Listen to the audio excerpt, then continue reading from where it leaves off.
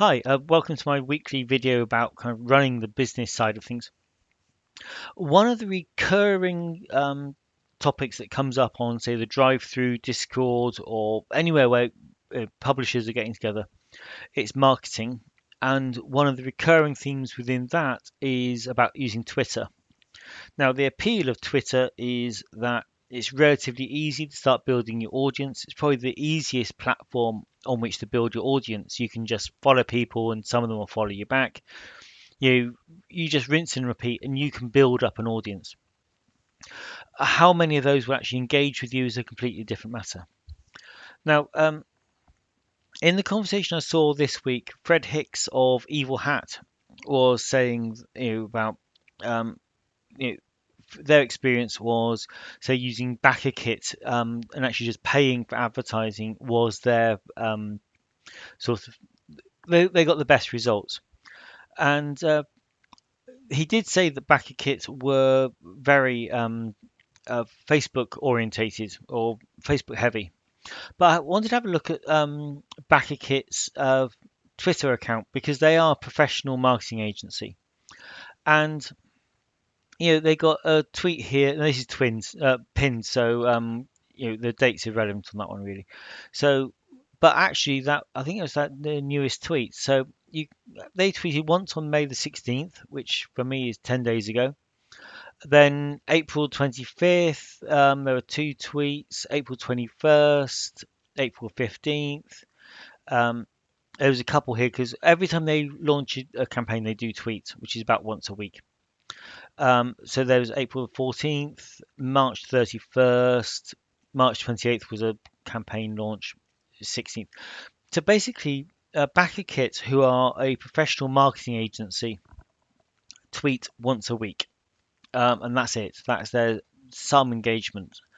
If you look at their followers to follow backs, followers to following, they obviously follow just about everyone in an attempt to get followers, and now the account is kind of mostly automated and they hardly do anything. I did see that Kickstarter were there, and I had a look at Kickstarter's account, and you'll see at the top they got nearly 1 million followers, but look, it's retweet, retweet, retweet. The whole thing is kind of, they do a few tweets of their own, but they are few and far between. But it's mostly just 2 or 3 retweets a day, and that's it. It's kind of minimal activity. So two of the biggest names in the RPG space, BackerKit and Kickstarter, are not really using uh, Facebook for their own marketing. If I go back to BackerKit, they are a professional marketing agency and they are performance paid. So the idea is you pay. They set up the advertising. You pay them 15% of the money they say they brought into you. So it's always if they don't bring in any money, they don't get paid.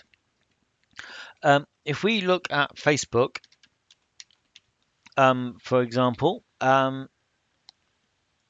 so they talk about Facebook here, and in most of the instances, you'll see they also use. I should have resized at the top here.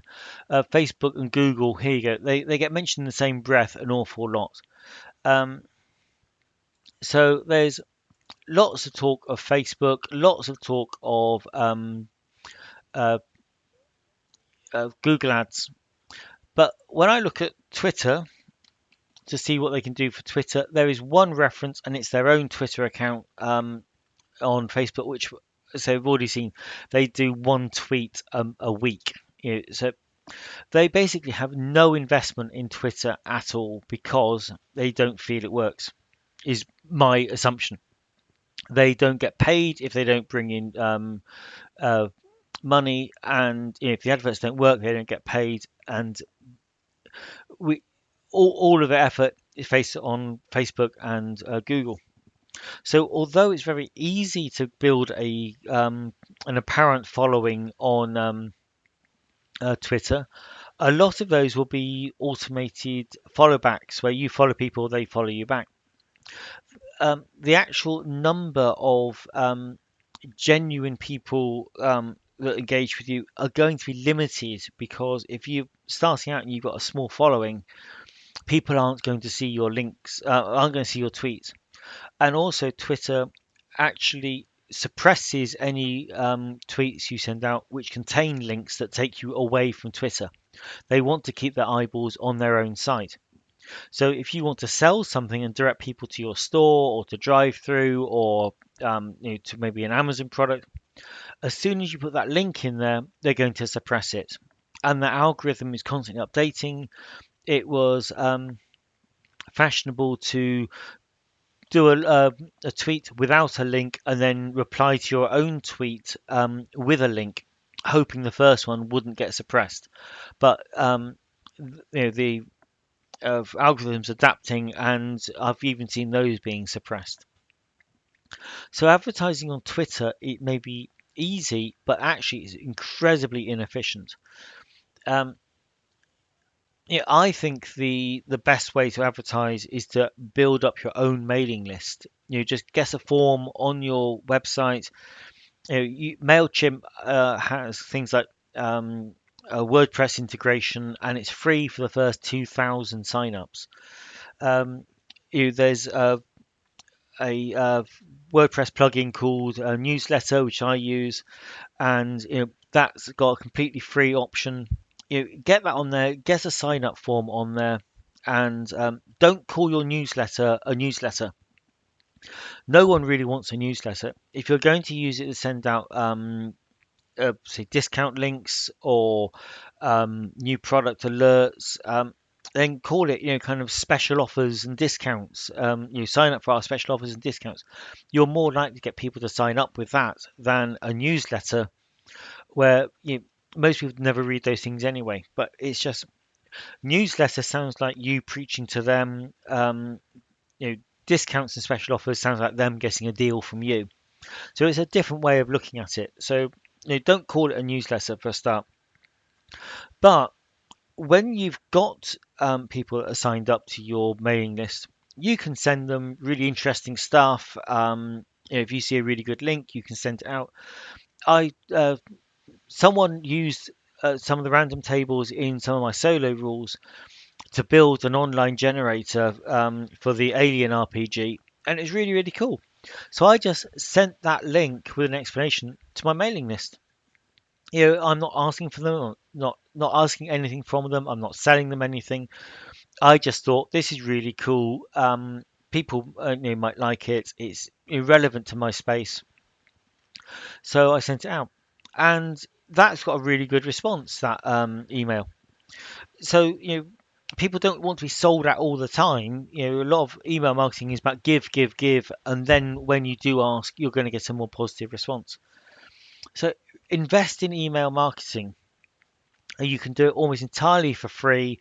If you're on DriveThruRPG, you can make sure that your website is set up in your publisher profile. That will give you a trickle of traffic to your website, and on your website, make sure you have got a really good, obvious sign up form. So you can convert those visitors from drive-through. Here's mine. It's just above the fold. In fact, it's the second thing on the page is explaining about what you're going to get off. 40% off if you sign up through my mailing list, and all of that's fulfilled through drive-through. I just send out discount links, which then often lead to additional sales. So and also that same form is repeated here on the sidebar of every single page. So if people want to check out some other content first, that there still is an option to sign up. This is far more efficient than investing time and effort onto Twitter. So though Twitter's easy, this is actually easier. You just get it on your page, get it prominent, give people a good reason for signing up, and let you drive through with their little link on every product page. Let them send you the traffic and sign up. This is far better than using Twitter. If you're going to do a Kickstarter, then yeah, use BackerKit if they'll have you. Use Facebook ads. Um, sure, read up on those. But Twitter, it doesn't work in the drive-through space if you are actively trying to sell something.